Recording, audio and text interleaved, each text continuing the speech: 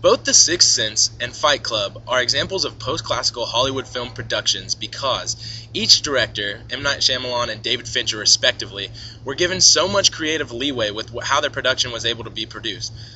In other words, the directors did not follow the stereotypical plotline of beginning, middle, and end in which there was a climax and then a resolution after a problem has been presented. The audience wasn't able to predict these two films because each director implemented a twist in the end in which a character that has been developed and the audience has learned to trust as real is not real.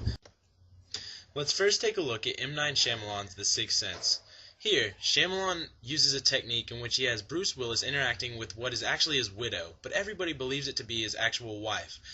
He is seen talking with her and interacting with her as though she is talking back, but she is in fact just talking to herself, upset about the fact that Bruce Willis is already dead. In this array of scenes, Bruce Willis is seen walking through the streets back to his house late one night, as though he's coming home from work very late. He checks the mail on the counter when he walks in, and there's a plate set up as if he was late for dinner and his wife was upset about it. He later walks into his bedroom to see his wife already sleeping, and it seems as though everything is normal for him to be real. Here we have the most pivotal scene of Shyamalan's work, and the most convincing case of Bruce Willis's character's existence. It seems as though when Haley Joel Osment walks home from school one day late, that his mother is having a conversation with Willis. They do not exchange any words, but they are looking right at one another, making the audience feel as though they just got done talking. This makes the audience think that Willis interacts with characters other than Haley Joel Osment in the movie, which is untrue.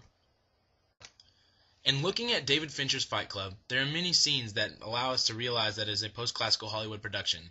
Two of these scenes are when Edward Norton stands at the foreground while Brad Pitt stands in the background, and Edward Norton talks directly to the audience, describing Brad Pitt's character, personality, and work experience. This makes the audience feel as though they have built a relationship with Brad Pitt, which makes it seem harder for him to not exist, or rather that, be the alternate personality of Edward Norton in the movie. Another effective style that Fincher uses in masking Brad Pitt's inexistence in the movie is having Edward Norton and Brad Pitt in the same frame talking with people in the outside world on multiple instances. As you can see in the top picture, Brad Pitt is talking with a woman in a jewelry store while Edward Norton watches from behind. In the middle picture, Brad Pitt is talking to new initiates in the Fight Club while Edward Norton watches, and he also comments.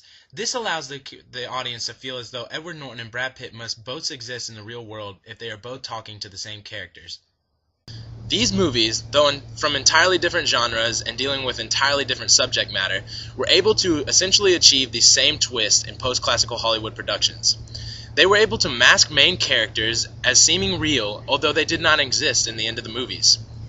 In The Sixth Sense, M. Night Shyamalan was able to do this by placing Bruce Willis cleverly in scenes with actual reality and making the audience believe that he is interacting with real people.